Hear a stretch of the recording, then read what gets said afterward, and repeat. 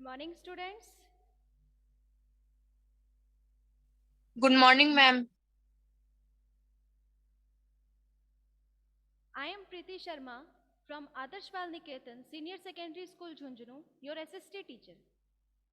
तो आज हम हमारे SST के अंदर ज्योग्राफी का पार्ट शुरू करने जा रहे हैं, फर्स्ट चैप्टर. ठीक है. SST में हमारे 3 पार्ट्स हैं, जैसा कि हम जानते ही हैं पहले से. कौन कौन से? हिस्ट्री, सिविक्स एंड ज्योग्राफी, है ना.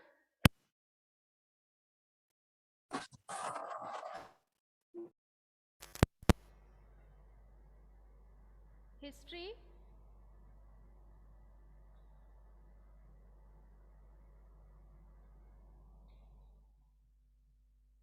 ज्योग्राफी एंड सिविक्स, जिसमें आज हम हमारा ज्योग्राफी का फर्स्ट चैप्टर स्टार्ट करेंगे. ठीक है. और ज्योग्राफी का जो फर्स्ट चैप्टर है उसका नाम क्या है? रिसोर्सेज.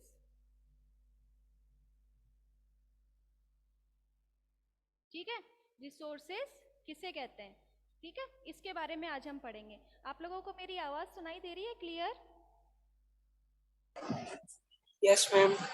कोई प्रॉब्लम Yes, है ना? yes, ma'am.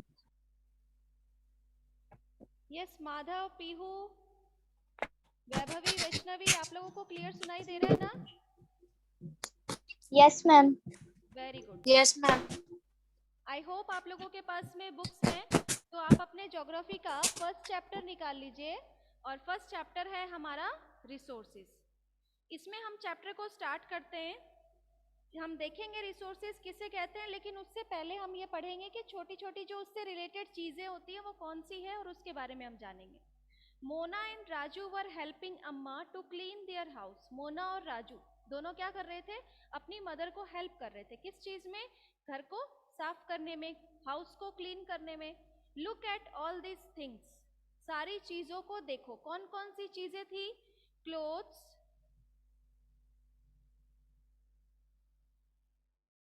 Utensils. Utensils means क्या होते हैं? बर्तन, है ना. यूटेंसिल्स, फूड ग्रेन्स,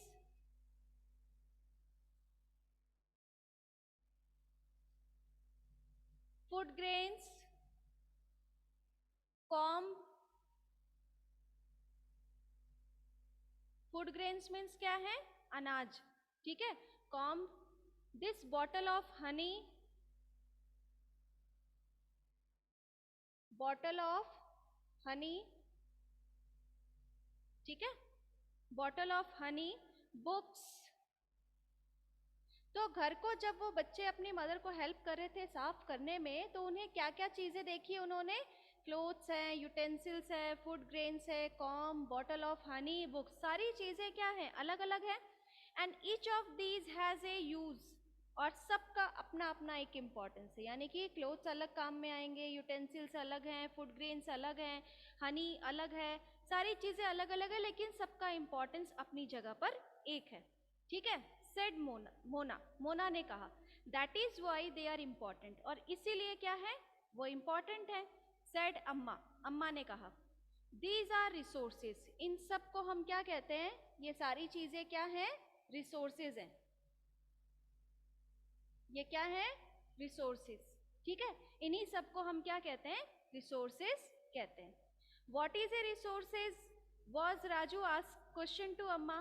क्वेश्चन किया किसने? राजू ने अपनी अम्मा से क्या पूछा कि what is a resources? That anything that can be used to satisfy a need.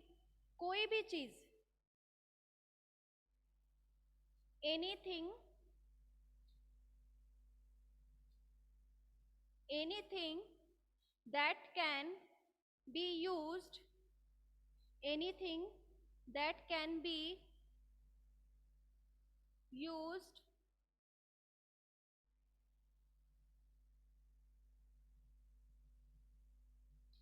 to satisfy needs. यानी कि अपनी जरूरतों को पूरा करने के लिए हम कोई भी चीज, जो भी चीजें हम काम में ले रहे हैं, चाहे वो बुक्स हो, पानी हो, ग्लास ऑफ वाटर हो, फूड हो, पेन हो, पेंसिल हो, क्लोथ्स हो, है ना, आपके शूज हैं, आप नेल पेंट यूज करते हो, आप अगर गले में कुछ पहनते हो या फिर बालों में कुछ लगा रहे हो, तो जो भी चीजें हैं जिससे हम अपनी जरूरतों को पूरा करते हैं वो सब क्या कहलाते हैं? रिसोर्सेस कहलाते हैं। ठीक है, ये किसने कहा? अम्मा ने। Look around you and observe, तो सबसे पहला क्वेश्चन हमारा यही बन गया, व्हाट इज रिसोर्सेज। आपको इसको अपनी फेयर नोटबुक में ही करना है, जैसे जैसे क्वेश्चन बनते जाएंगे ये आपको अपनी फेयर नोटबुक में लिखते जाना है। ठीक है, ये आपका होमवर्क भी रहेगा साथ साथ में। सबसे पहला क्वेश्चन आ गया आपका, what is A resource.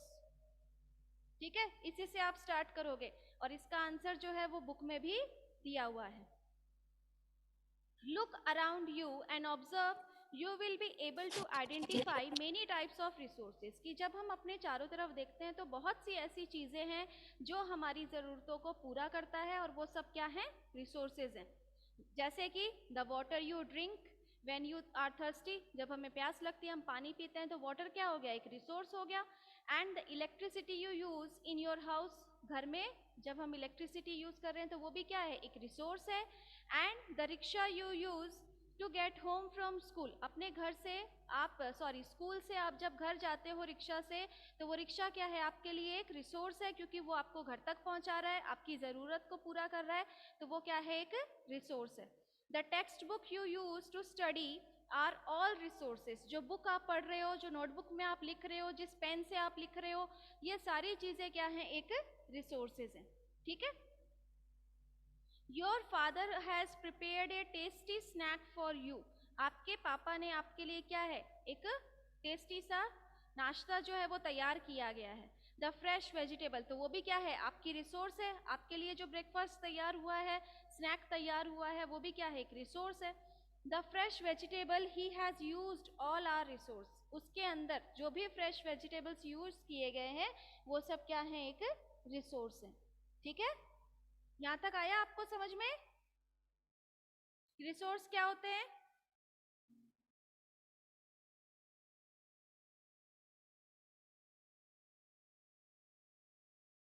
Next है water, electricity, rickshaw, vegetable, text book have something in common, they have all been used by you.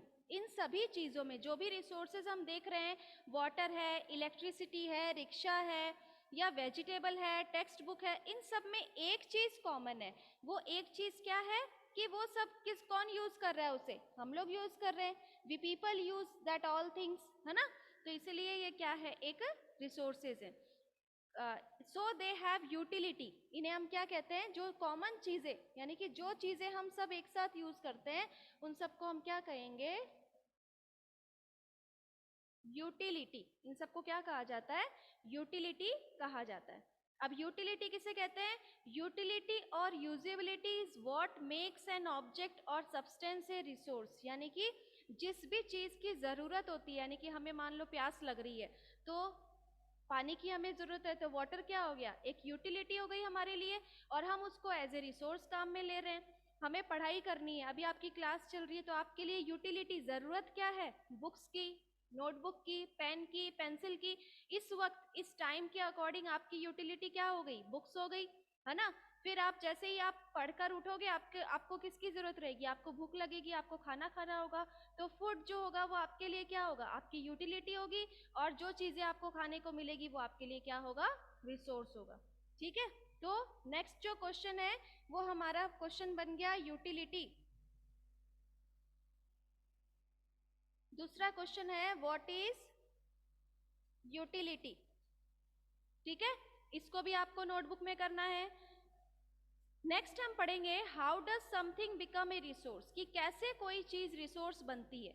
Raju now wanted to know, Raju क्या है? ये सब जानना चाहता था। And Amma told the children that things become resource only when they have a value, चीजें तभी resource बनती है जब उसकी कोई वैल्यू होती है ना? इट यूज और utility give its a value, all resource have some value, यानी कि वैल्यू किसे कहते हैं हम? नेक्स्ट जो क्वेश्चन है हमारा वो क्या है? वैल्यू। किसी भी रिसोर्स को रिसोर्स तभी कहलाता है जब उसकी कोई वैल्यू होती है।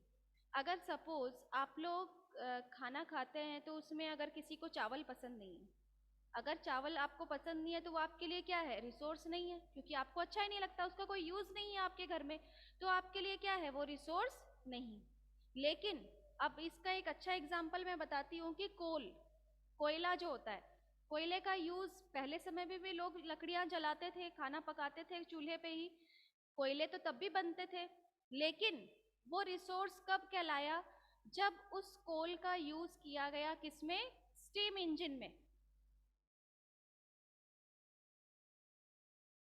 स्टीम इंजन में जब उसका यूज किया गया, यानी कि उसके बदले क्या है, लोग पैसे देने लगे, कोयले के बदले में लोग क्या करने लगे, पैसे देने लगे।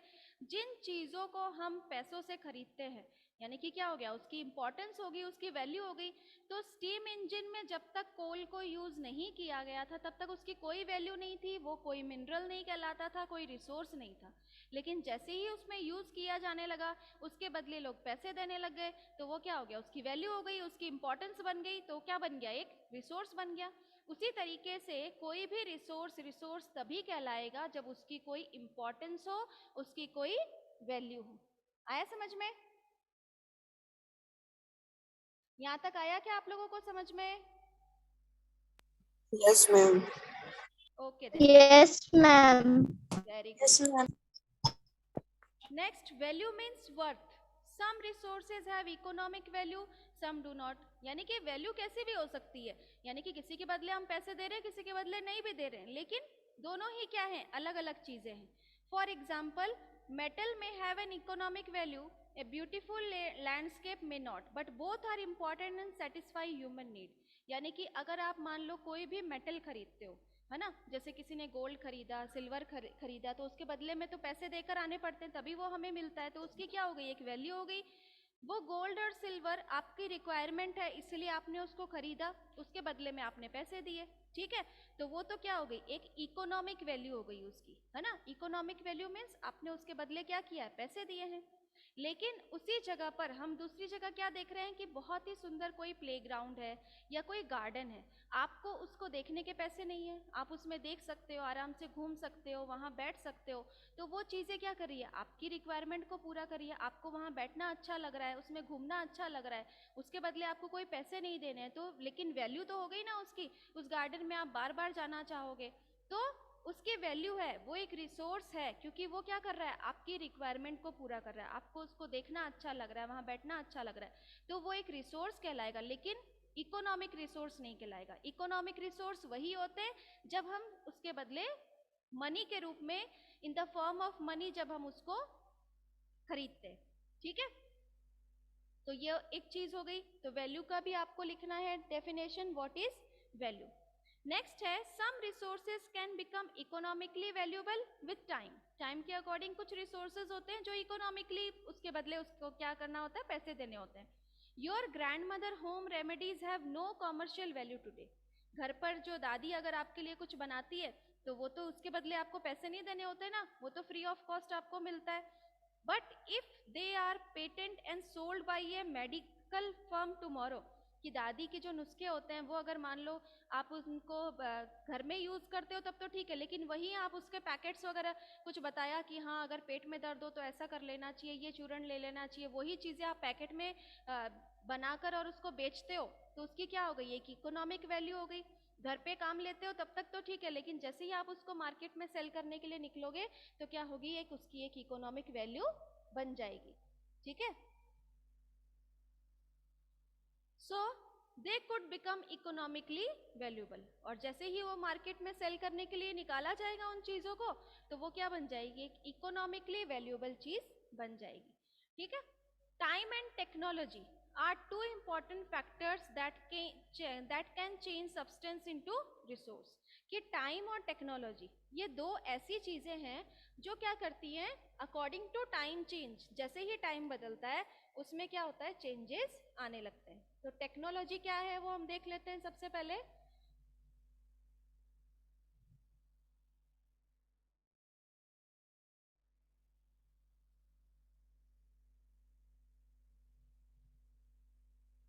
टेक्नोलॉजी किसे कहते हैं, ठीक है। तो technology, it is the application of latest knowledge and skill in doing और मेकिंग थिंग्स। टेक्नोलॉजी क्या है कि किसी भी चीज़ के बारे में, किसी भी लेटेस्ट नॉलेज के बारे में जब हमें कोई जानकारी होती है और किसी चीज़ को बनाने में, तो वो क्या कहलाएगी? टेक्नोलॉजी कहलाएगी। ठीक है। और टाइम तो एज यू नो, टाइम जो है, टाइम एंड टेक्नोलॉजी ये दोनों क्या है? एक इम्पॉर्टेंट फैक्टर है, वो किसी भी रिसोर्स को चेंज कर सकते हैं। Both are related to the needs of people. दोनों ही क्या है? टाइम और टेक्नोलॉजी दोनों ही किसके ऊपर डिपेंड होते हैं? ह्यूमन नीड्स पर। किसके ऊपर डिपेंड होते हैं? ह्यूमन नीड्स पर डिपेंड होते हैं, कि ह्यूमन बीइंग की जो भी रिक्वायरमेंट है उसके अकॉर्डिंग क्या होता है? इनकी ज़रूरत होती है। People themselves are the most important resource. कि अभी तक हम बात कर रहे हैं कि जो भी यूटेंसिल्स है वो एक रिसोर्स है, बुक्स रिसोर्स है, पेन रिसोर्स है, यहाँ तक कि जो ह्यूमन बीइंग्स हैं वो भी क्या है? एक रिसोर्स है, क्योंकि उनके बिना तो टेक्नोलॉजी कुछ नहीं बन सकती थी। ह्यूमन बीइंग्स जो है उन्होंने ही तो टेक्नोलॉजी को बनाया है। तो ह्यूमन बीइंग क्या है? वो भी क्या है? एक रिसोर्स है। It is their ideas, human beings के ही आइडियाज होते हैं टेक्नोलॉजी को डेवलप करने के लिए। नॉलेज ह्यूमन बीइंग्स के अंदर होते हैं। न्यू इन्वेंशंस कौन करता है? ह्यूमन बीइंग्स करते हैं। And discoveries that lead to the creation of more resources, और उसी से ही नए नए और रिसोर्सेज क्या होते हैं? जनरेट होते हैं। Each डिस्कवरी और invention leads to many others, यानी कि एक डिस्कवरी से बहुत सारी चीजें इन्वेंट होती है। The discovery of fire led to the practice of cooking, यानी कि सबसे पहले जब फायर इन्वेंट किया गया था, जब फायर का इन्वेंशन किया गया तो उस टाइम पर लोग क्या करते थे? सिर्फ उसे खाना पकाने के लिए यूज किया जाता था। Other process while the invention of the wheel ultimately resulted in the development of newer modes of transport. जैसे ही खाना पकाना शुरू हुआ, धीरे धीरे ये मोड्स ऑफ ट्रांसपोर्ट भी शुरू हो गया। लोगों ने ट्रांसपोर्ट करना, नहीं तो पहले तो लोग पैदल ही जाते थे, जितनी भी दूर जाना होता था लोग क्या करते थे? पैदल ही सर्वाइव करते थे। The technology to create hydroelectricity has turned energy in fast flowing water into an important resource. धीरे धीरे इलेक्ट्रिसिटी जनरेट की गई, और वो भी क्या हो गया? एक इम्पॉर्टेंट रिसोर्स माना गया। किसको? इलेक्ट्रिसिटी को। तो ये सारी चीजें, ये जो डेवलपमेंट हुआ, ये किसने किया डेवलपमेंट? ह्यूमन बींग्स ने। तो ह्यूमन बींग्स जो इटसेल्फ एक रिसोर्स है, उसी ने ही नए नए इन्वेंशंस किए हैं और नए नए डेवलपमेंट किए हैं with the help of time and technology. Time के बदलते समय के अनुसार न्यू टेक्नोलॉजी को यूज करते हुए ह्यूमन बींग्स ने नए इन्वेंशंस और डेवलपमेंट किए हैं। ठीक है, यहाँ तक आया समझ में? नेक्स्ट है टाइप्स ऑफ रिसोर्सेज।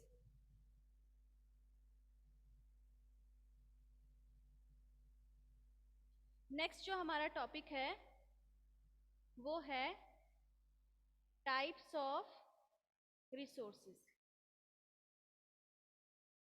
जो हमारा फर्स्ट पेज था, उस फर्स्ट पेज पे हमने 3 डेफिनेशंस पढ़ी है, जिसको आपको अपनी फेयर नोटबुक में करना है। कौन कौन से? What is resource, utility and value, ये 3 डेफिनेशन लिखनी है। उसके बाद में नेक्स्ट जो आपका टॉपिक होगा वो होगा टाइप्स ऑफ रिसोर्सेज का। ठीक है? Okay ma'am. Types of okay. Resources. तो कौन कौन से टाइप्स है रिसोर्सेज के? रिसोर्सेज को क्लासिफाइड किया गया है into 3 parts. First is natural, second is human made, and third is human। ठीक है, ये जो रिसोर्सेज हैं इनको 3 टाइप्स में क्लासिफाई किया है, natural, human made and human. तो नेचुरल रिसोर्सेज कौन कौन से होते हैं? कि resources that are drawn from nature, जो हमें नेचर से मिलता है ऑटोमेटिकली, वो क्या कहलाता है? नेचुरल रिसोर्सेज कहलाते हैं। यूज्ड विदाउट मच मॉडिफिकेशन, उसको हम एज इट इज यूज करते हैं। अब जैसे वाटर है, वो नेचुरली हमें मिला है, तो वाटर में आप क्या और कोई चेंज करते हो क्या? नहीं, इसमें ये पार्टिकल्स है ये निकाल दें, ये इसमें और मिनरल मिला दें, या इसका टेस्ट जो है उसको और चेंज किया जा सकता है, तो ऐसा कुछ हम नहीं करते। उसको हम एज इट इज यूज करते हैं in the form of water. Air है, एयर के अंदर आप कोई चेंज नहीं कर सकते, लैंड के अंदर आप कोई चेंज नहीं कर सकते, है ना?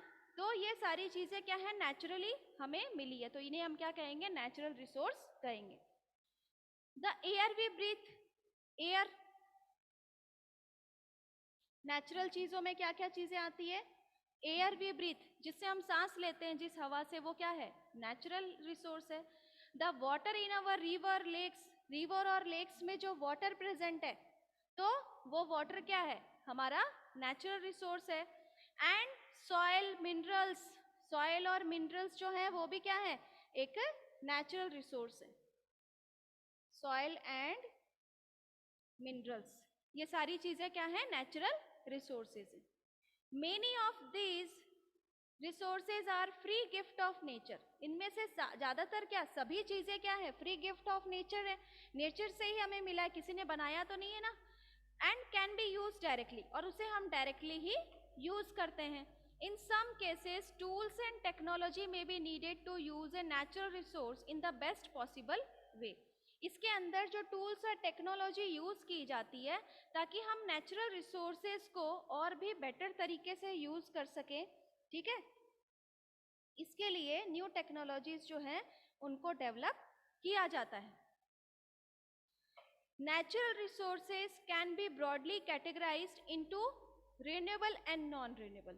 अब ये जो नेचुरल रिसोर्सेज हैं इसको फिर से टू पार्ट्स में डिवाइड किया गया है। ये जो नेचुरल रिसोर्सेज है इसको फिर से टू पार्ट्स में डिवाइड किया गया है। कौन कौन से? एक तो है रिन्यूएबल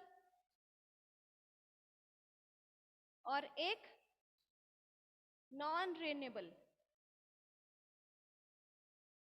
रिन्यूएबल मीन्स जिसको दोबारा बनाया जा सकता है, नॉन रिन्यूएबल जिसको दोबारा बनाना पॉसिबल ही नहीं है, जो बहुत समय लगेगा जिसको बनने में, वो नॉन रिन्यूएबल रिसोर्सेज में काउंट किए जाते हैं।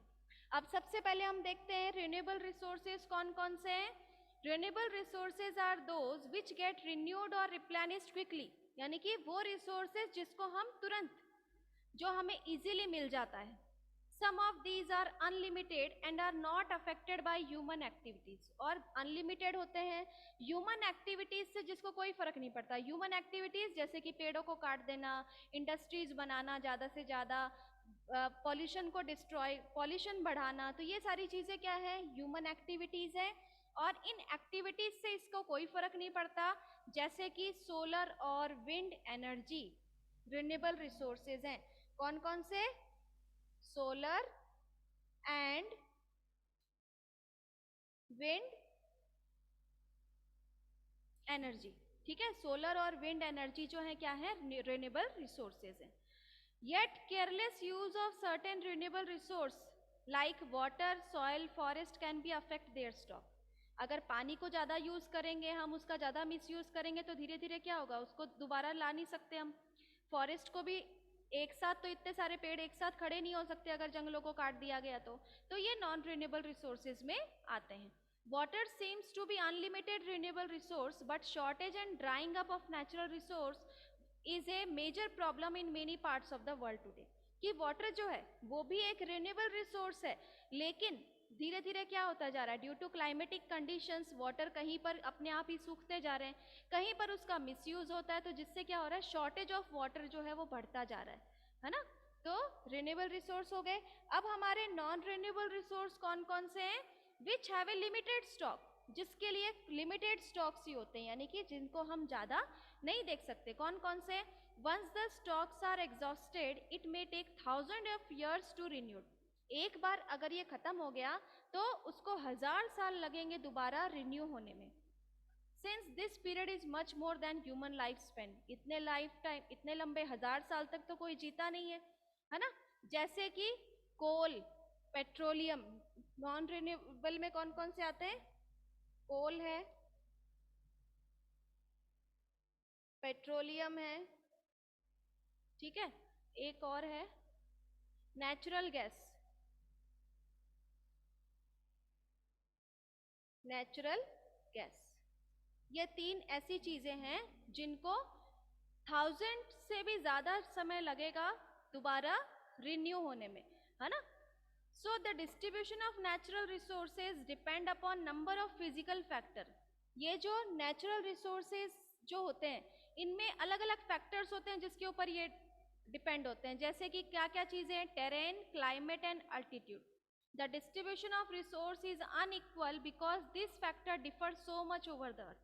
कि कहीं पर तो क्लाइमेट अच्छा नहीं है जो इनके लिए सुटेबल होता है, कहीं पर अल्टीट्यूड मीन्स कहीं पर हाइट बहुत ज़्यादा है, कहीं पर प्लेन एरिया ज़्यादा है। तो ये जो नेचुरल रिसोर्सेज हैं इनके अकॉर्डिंग इनकी जो फिजिकल फैक्टर्स हैं वो सुटेबल नहीं होते, जिसके कारण इनको बहुत ज़्यादा समय लगता है। ठीक है, तो यहाँ तक आपको अपने चैप्टर को अच्छे से पढ़ना है। जो क्वेश्चंस मैंने आपको करने के लिए दिए हैं वो आपको अपनी फेयर नोटबुक में लिखना है, और आज शाम 4 बजे तक आपको अपनी होमवर्क नोटबुक जो है उसकी फ़ोटो क्लिक करके मुझे मेरे नंबर पर सेंड करनी है। ग्रुप में नहीं सेंड करोगे कोई भी, आपको मेरे पर्सनल नंबर पर सेंड करना है अपना होमवर्क। ठीक है, नोटबुक आपको कब चेक करानी होगी उसके लिए आपको टाइम बता दिया जाएगा। पेज नंबर 3 तक आपको पढ़ाया है, आप अपने चैप्टर को रीड करिए। कुछ भी डाउट हो तो आप कल की क्लास को स्टार्ट करने से पहले पहले ही मुझसे पूछ लेना। अभी आपको कुछ पूछना है?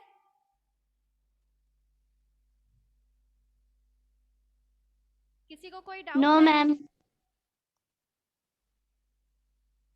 ऐश्वर्य, आलोक, नो मैम। कुछ पूछना चाहते हो? नो सबको आ मैम। रहा है समझ में? Yes ma'am. Very good. Ankit? Yes बेटा, कुछ पूछना है आपको?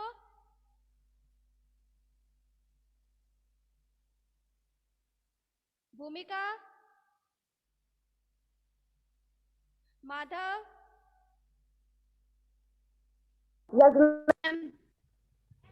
Yes Madhav, if you have any doubt, कुछ पूछना है आपको? No, आज का ma'am. चैप्टर जो आपको पढ़ाया अच्छे से समझ में आ रहा है?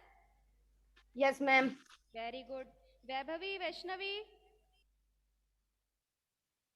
No ma'am. Okay. Yashika? No ma'am. Very good. चलो, यहाँ तक आप अपने चैप्टर को रीड करना अच्छे से, ठीक है ना? और जो भी डाउट हो कल की क्लास में आप पूछ सकते हो। Okay students, have a nice day.